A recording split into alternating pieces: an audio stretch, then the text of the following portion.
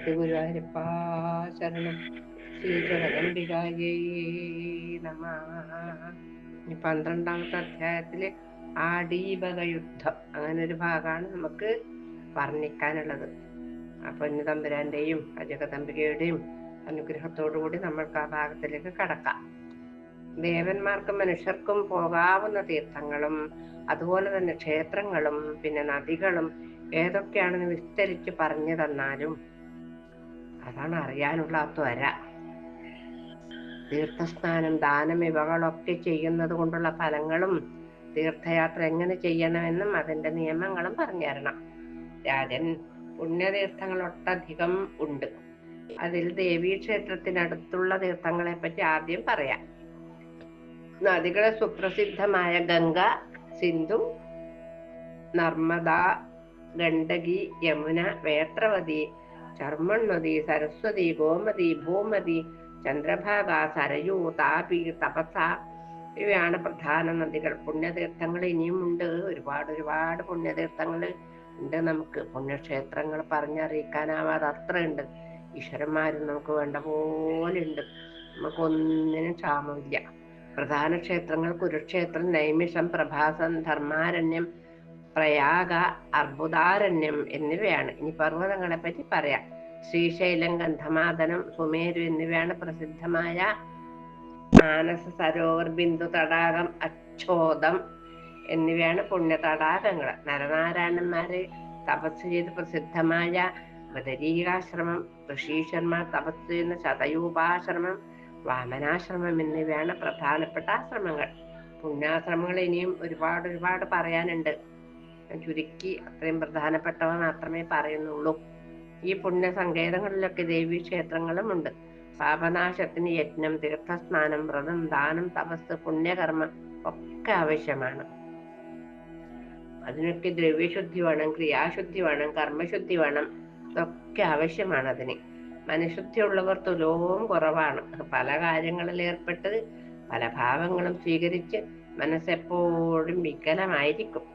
കാമക്രോധാദി മോഹങ്ങൾ കൊണ്ട് മനസ്സ് പ്രക്ഷുബ്ധമായിരിക്കും. അവയൊക്കെ തന്നെ മനസ്സിനും തപസ്സിനും വ്രതത്തിനും തടസ്സമായി വന്നേക്കാം.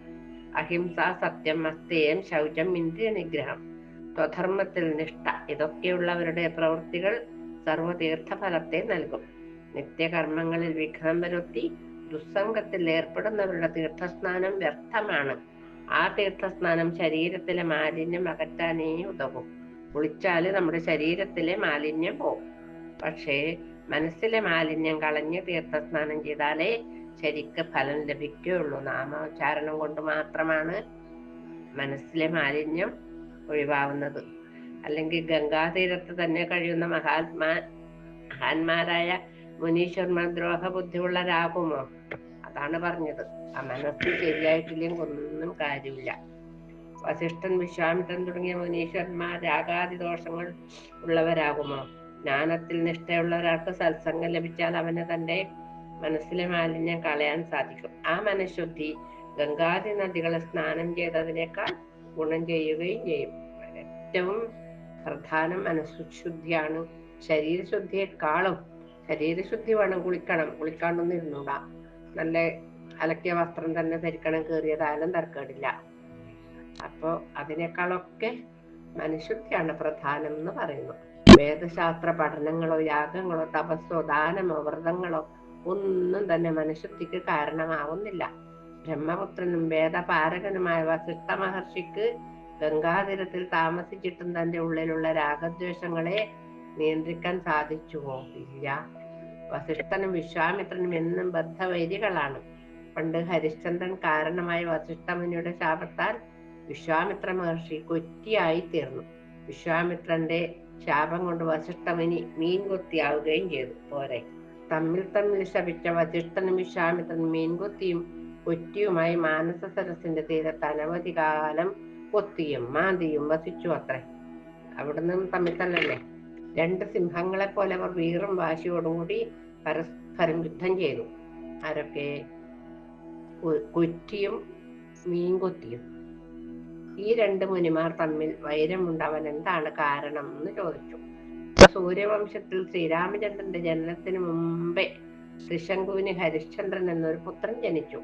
പുത്രാഗ്രഹിയായ ഹരിശ്ചന്ദ്രൻ വരുണനോട് പറഞ്ഞു, എനിക്കൊരു പുത്രനുണ്ടായാൽ ആ പുത്രനെ യജ്ഞപശുവാക്കി യാഗം കഴിക്കാമെന്ന്. എന്തൊരു വിഡ്ഢിത്താണ് ഈ രാജാവ് പറഞ്ഞത്! ഒരു മകനുണ്ടാവാ അതിനെ യജ്ഞപശുവായിട്ട് ഒന്ന് അറുക്കാൻ കൊടുക്കല. പിന്നെ ഒരു കുട്ടി ഉണ്ടായിട്ട് കാര്യമില്ലല്ലോ. ഹരിശ്ചന്ദ്ര പത്നി ഗർഭം ധരിച്ചു. ഗർഭകാലത്ത് ചെയ്യേണ്ടതായ കർമ്മങ്ങളെല്ലാം രാജാവ് വിധിയാവണ്ണം ചെയ്തു. സമയമായപ്പോൾ ഹരിശ്ചന്ദ്രപത്നി അതാ സർവലക്ഷണയുക്തനായ ഒരു ആൺകുഞ്ഞിന് ജന്മം നൽകി. സൽപുത്രനെ കിട്ടിയ രാജാവ് വളരെയധികം സന്തോഷിച്ചു. എന്ത് സന്തോഷം! ബലി കൊടുക്കേണ്ട കുഞ്ഞിനെ കിട്ടിയിട്ട്. പുത്രന് ജാതകർമ്മങ്ങൾ വിദ്യാമണ്ണം ചെയ്യുകയും ബ്രാഹ്മണർക്ക് ദക്ഷിണയായി ധാരാളം ധനവും ഗോദാനവും നൽകുകയും ചെയ്തു. ജന്മോത്സവം ആഘോഷിക്കുന്ന സമയത്ത് അതാ വരുണൻ വിപ്രവേശത്തിൽ ഹരിശ്ചന്ദ്രന് സമീപം വന്നു. രാജാവ് വിപ്രൻ യഥോചിതം സ്വീകരിച്ച് ആസനസ്ഥനാക്കി ചോദിച്ചു, അങ്ങാരാണ്? എന്താണ് ഇങ്ങോട്ട് വരാൻ കാരണം? വരുണൻ മറുപടി നൽകി, രാജൻ, ഞാൻ വരുണനാണ്. മകനെ യജ്ഞപശുവാക്കി യാഗം കഴിക്കുക. മകനുണ്ടായാലേ എനിക്ക് തരാന്നല്ലേ പറഞ്ഞിട്ടുണ്ടായത്. ആ വാക്ക് പാലിക്കണ്ടേ? എന്തിനങ്ങനെ പറഞ്ഞില്ലെങ്കിൽ ഇദ്ദേഹം വേണ്ടാതെ പണിയത്? അങ്ങ് സത്യം ചെയ്തിട്ടുണ്ടല്ലോ, അങ്ങ് സത്യം പാലിക്കുക എന്ന് വരുണൻ പറയാൻ തുടങ്ങി. അപ്പൊ വരുണന്റെ വാക്ക് കേട്ട് രാജാവ് വളരെയധികം സങ്കടത്തിലായി. അദ്ദേഹം പറഞ്ഞു, അങ്ങയോട് സത്യം ചെയ്ത പ്രകാരം ഞാൻ യജ്ഞം ചെയ്യാം. 1 മാസം കഴിഞ്ഞ് എന്റെ പത്നി ശുദ്ധയാവും. നരമേധം നടത്തുവാൻ കൂടെ പത്നിയും വേണ്ട. ഇങ്ങനെ ഒരാളെ ഇതുവരെ ഒരു പുത്രന് വേണ്ടിട്ടോ അല്ലെങ്കിൽ പുത്രിക്ക് വേണ്ടിട്ടോ ഇങ്ങനെ ഒരു ഇത് പറഞ്ഞിട്ടുണ്ടാവില്ല. രാജാവിന്റെ വാക്കുകളായിട്ട് വരുണൻ തിരിച്ചുപോയി. കുറച്ചു ദിവസം കഴിഞ്ഞപ്പോൾ വരുണൻ പിന്നെയും രാജാവിന്റെ അടുത്തെത്തി. അപ്പൊ ഓരോരോ ഒഴി കഴിയും. പല്ല് വരണം, പല്ല് വരാണ്ട് ഇങ്ങനെ ചെയ്തുകൂടാ അറിയും. പിന്നെ പല്ല് വന്നിട്ടാ പിന്നെ വേറൊന്നും അറിയും. അങ്ങനെ ഓരോന്ന് പറഞ്ഞ് ഇദ്ദേഹം തിരിച്ചയച്ചോണ്ട് പിന്നെയും വരണം വന്നിട്ട് യാഗം നടത്തണം എന്ന് പറഞ്ഞു. സംസ്കാര കർമ്മങ്ങൾ ചെയ്യാത്ത പുത്രനെ എങ്ങനെയാണ് യജ്ഞപശുവാക്കുക എന്ന് ചോദിച്ചു. അങ്ങനെ പറഞ്ഞിട്ട് തിരിച്ചയച്ചു. പിന്നെ കുറച്ചു കാലം കഴിഞ്ഞപ്പോൾ വരുണൻ വീണ്ടും എത്തി. ചോദ്യം ആവർത്തിച്ചു. വരുണൻ തെറ്റുകാരനല്ല, രാജാവാണ് തെറ്റുകാരൻ. അപ്പോൾ രാജാവ് പറഞ്ഞു, സമാവർത്തനം കഴിയട്ടെ എന്ന്. വരുണന് ദേഷ്യം വന്നു. ദേഷ്യം വരാതിരിക്കുക? നീ സത്യലംഘനം ചെയ്യുവാനാണോ തുടങ്ങുന്നത്? പുത്രവാത്സല്യം കൊണ്ടല്ലേ നീ പ്രകാരം പറയുന്നത്? ഇപ്പോൾ ഞാൻ പോകുന്നു. അടുത്ത പ്രാവശ്യം വരുമ്പോൾ യാഗം ചെയ്യണമെന്ന് പറഞ്ഞ് വരുണൻ യാത്രയായി. രാജാവിന് തൽക്കാലം സമാധാനമായി. ഹരിശ്ചന്ദ്രപുത്രൻ രോഹിതൻ സർവവിദ്യകളിൽ നൈപുണ്യം നേടിയ ഒരു കുട്ടിയായിരുന്നു. വളർന്നു വരുന്തോറും രോഹിതന് കാര്യം മനസ്സിലായി. തന്നെ യജ്ഞപശുവാക്കി യാഗം നടത്താമെന്ന് അച്ഛൻ വരുണനോട് പറഞ്ഞിട്ടുണ്ട്. അതറിഞ്ഞ രോഹിതൻ എന്ത് ചെയ്തു? തന്റെ മൃത്യു ആസന്നമായതറിഞ്ഞ് ആരോടും പറയാതെ ഞാൻ എന്റെ ജീവൻ രക്ഷിക്കുന്നു പറഞ്ഞു ഉണ്ണി പോയിട്ട് കാട്ടിൽ വെച്ചു. യജ്ഞാർത്ഥിയെ വരുണൻ വീണ്ടും വന്ന് രാജാവ് വരുണനെ സ്വീകരിച്ചിരുത്തി പറഞ്ഞു, വരുണദേവ, എന്റെ മകനെ കാണാനില്ല. ഞാൻ എന്താണ് ചെയ്യേണ്ടത്? ഇത് കേട്ട് കോപത്തോടുകൂടി വരുണൻ പറഞ്ഞു, നീ കളവ് പറയാൻ മിടുക്കനാണ്. എന്നെ ഇപ്രകാരം വഞ്ചിച്ചെന്ന് നിനക്ക് ജലോദരം വന്നു ചേരട്ടെ. ആയില്ലേ? ഇപ്രകാരം ശപിച്ചതിന് ശേഷം വരുണൻ സ്വന്തം ഗൃഹത്തിലേക്ക് തിരിച്ചുപോയി. ഹരിശ്ചന്ദ്ര രാജാവാണെങ്കിലോ അസുഖം ബാധിച്ച് കിടപ്പിലാവുകയും ചെയ്തു. വേണ്ടാത്തൊരു പണി എടുത്തിട്ട് അകത്ത് കിടക്കുന്ന മഴുവെടുത്ത് കാലിലിട്ടു എന്ന് പറയില്ല, അങ്ങനത്തെ പണിയാണ് ഇപ്പം ഈ രാജാവ് എടുത്തത്. അച്ഛൻ രോഗബാധിതനായി കിടപ്പിലാണെന്ന് രോഹിതനൊരു വഴിപോക്കനിൽ നിന്നറിഞ്ഞു. അയാൾ പറഞ്ഞു, നിന്റെ അച്ഛൻ വരുണശാപത്താൽ ജലോദരം ബാധിച്ച് കിടപ്പിലാണ്. നിന്റെ ജീവിതം വ്യർത്ഥം തന്നെ. പുത്രനായി പിറന്നതുകൊണ്ടൊരു കാര്യവുമില്ലാതെയായി. അച്ഛനെ ദുഃഖിക്കാൻ വിട്ടിട്ട് നീ കാട്ടിൽ ഒളിച്ചിരിക്കുകയാണോ? ഈ ശരീരം കൊണ്ട് എന്ത് ജന്മസാഫല്യമാണ് ലഭിക്കാൻ പോകുന്നത്? അരോധ കുഞ്ഞിനെ പറഞ്ഞു ഇതാക്കലായി. കുമാര, അച്ഛന് വേണ്ടി പ്രാണൻ ഉപേക്ഷിക്കുന്നത് തന്നെയാണ് ധർമ്മം. നിന്നെ ഓർത്ത് ദുഃഖാർത്ഥനായി ഇരിക്കുകയാണ് രാജാവ്. വഴിപോക്കന്റെ ധർമ്മോപദേശം കേട്ട് രോഹിതൻ അച്ഛനെ കാണാൻ പുറപ്പെട്ടു. ആ സമയം ഇന്ദ്രൻ ഒരു ബ്രാഹ്മണ വേഷത്തിൽ രോഹിതന്റെ അടുത്തെത്തി. ദയാലുവാണെന്ന് ഭാവിച്ച് രഹസ്യമായി പറഞ്ഞു, രാജപുത്ര, നീ വെറും മൂഢനാണ് കേട്ടോ. നീ തിരിച്ചു ഗൃഹത്തിലേക്ക് പോവാൻ തീർച്ചയാക്കിയോ? രോഗാർത്ഥന അച്ഛനെ ശരിക്കും മനസ്സിലാക്കിയിട്ടില്ല. ഇപ്പൊ വരുണശാപം എന്ന 12ാം അധ്യായം നമ്മൾ ഭഗവത്പാദങ്ങളിൽ സമർപ്പിച്ചു. ഇനി നമുക്ക് ശുനശേപന്റെ കഥ. ഒരു ശുനശേപനുണ്ട്. ഇന്ദ്രൻ വീണ്ടും രോഹിതനോട് പറയുന്നു, അല്ലയോ ഹരിശ്ചന്ദ്രപുത്ര, യാഗത്തിൽ തന്റെ പ്രിയപുത്രന് ബലി കൊടുക്കാൻ തോന്നിയ രാജാവിന്റെ ശ്രമം അപലപനീയം തന്നെ.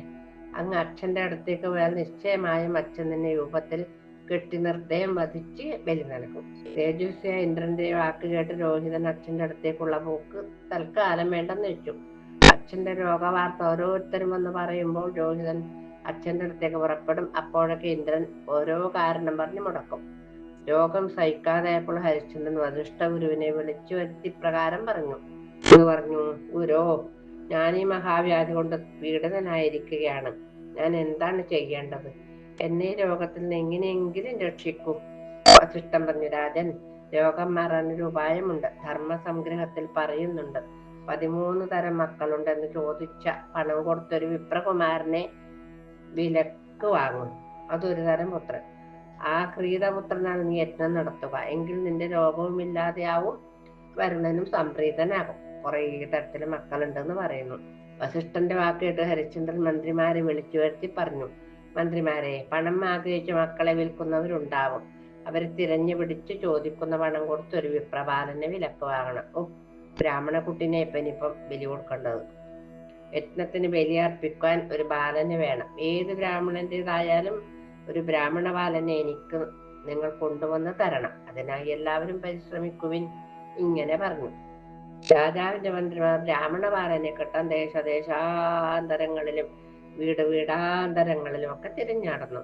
മന്ത്രിമാരുടെ അന്വേഷണത്തിൽ അജീകർത്തൻ എന്ന ഒരു ബ്രാഹ്മണൻ രോഗാർത്ഥനായി പണമില്ലാതെ തന്റെ മക്കളെ വിൽക്കുന്നുണ്ടെന്ന് കേട്ടു.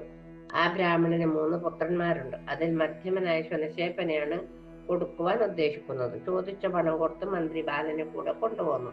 മൂത്ത കുട്ടീനെ അമ്മക്ക് ഭയങ്കര പ്രിയം, അതുകൊണ്ട് അതിനെ കൊടുക്കൂല. ഇളയ കുട്ടീനെ അച്ഛന് ഭയങ്കര പ്രിയം, അതുകൊണ്ട് അതിനും കൊടുക്കൂല. നടുക്കിലെ കുട്ടീനായിരിക്കും വേണ്ട, അതിന് കൊടുത്തു. കാര്യശേഷിയുള്ള മന്ത്രി ശുനശേപ്പനെ ബലിയർപ്പിക്കാൻ പറ്റിയ ബ്രാഹ്മണ കുമാരനാണെന്ന് പറഞ്ഞ് രാജാവിനെ ഏൽപ്പിച്ചു. സന്തുഷ്ടനായ രാജാവ് തൽക്ഷണം തന്നെ യജ്ഞത്തിനുള്ള ഒരുക്കം തുടങ്ങി. യാഗം തുടങ്ങുമ്പോഴേക്കും വിശ്വാമിത്രമുനിയതാ യാഗശാലയിലേക്ക് വരുന്നു. അദ്ദേഹം ബലിക്ക് വേണ്ടി കെട്ടിയിട്ട ശുനശേപ്പനെ കണ്ടിട്ട് രാജാവിനോട് പറഞ്ഞു. എന്താ പറഞ്ഞേ? രാജൻ, സാഹസം ചെയ്യാതിരിക്കട്ടോ. ബ്രാഹ്മണകുമാരൻ അഴിച്ചുവിടും. നിനക്ക് എല്ലാ സൗഭാഗ്യങ്ങളും ഞാൻ ഉണ്ടാക്കി തരാം. കരയുന്ന കുമാരനെ കണ്ട് എന്റെ ഹൃദയം നോവുന്നു. രാജൻ, ദയവുണ്ടായി ഞാൻ പറയുന്നത് കേൾക്കണം എന്ന് പറഞ്ഞു. പണ്ടൊക്കെ കൃപാശാലികൾ അന്യരെ രക്ഷിക്കാൻ സ്വന്തം ദേഹം തന്നെ ഉപേക്ഷിക്കുമായിരുന്നു. ഇന്നോ സ്വദേഹം രക്ഷിക്കാൻ വേണ്ടി ബ്രാഹ്മണകുമാരനെ വധിക്കുന്നു. പാപം ചെയ്യാതിരിക്കൂ രാജൻ. ആ ബാലനിൽ കരുണ കാണിക്കൂ. ദുഃഖാർത്ഥനായ രാജാവ് വിശ്വാമിത്രമുനിയുടെ വാക്കിന് വിലവെക്കാതെ ബാലനെ വിട്ടയക്കാതിരുന്നപ്പോൾ മുനിക്ക് കോപം വന്നു. വിശ്വാമിത്രമുനി വരുണനെ പ്രസാദിപ്പിക്കുവാനുള്ള ഒരു മന്ത്രം ബാലന് പറഞ്ഞു കൊടുത്തു. ബാലൻ ആ മന്ത്രം പ്ലുതസ്വരത്തിൽ ചൊല്ലി വരുണദേവനെ ധ്യാനിച്ചു. മെല്ലെ മെല്ലെ മെല്ലെ ചൊല്ലി.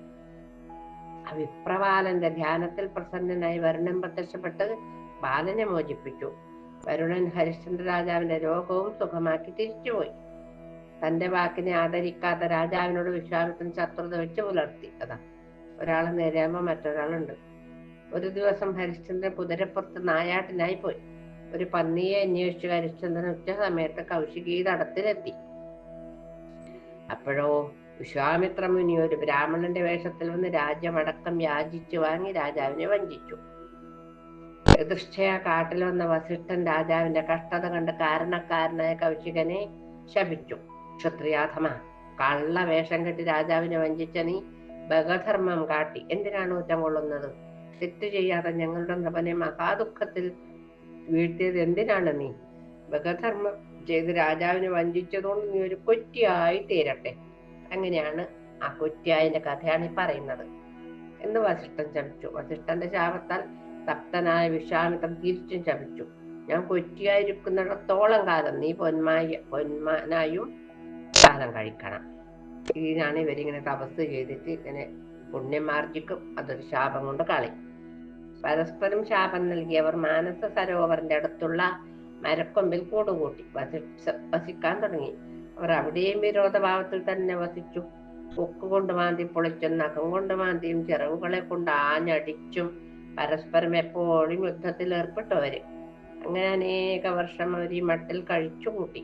യുദ്ധം ചെയ്ത് ദേഹം മുഴുവൻ ചോര വാർന്നൊലിച്ചു നിൽക്കുന്നത് കണ്ടാൽ മുരിക്ക് പൂത്ത് നിൽക്കുന്നത് പോലെ തോന്നിപ്പോവും. അത്രയും രക്തമയം തന്നെ.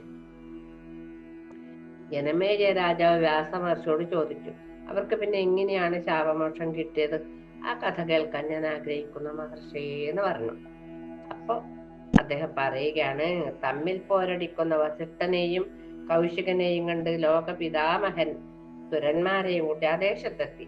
ബ്രഹ്മാവ് അവരെ ആശ്വസിപ്പിച്ചു, യുദ്ധത്തിൽ നിന്ന് പിന്തിരിപ്പിച്ചു. ജഗത്പതി അവരെ ശാപത്തിൽ നിന്ന് മോചിപ്പിച്ചു. എല്ലാവരും സ്വന്തം ഗൃഹങ്ങളിലേക്ക് മടങ്ങി. ബ്രഹ്മാവും ഹംസാരൂഢനായി സത്യലോകത്തേക്ക് പോയി.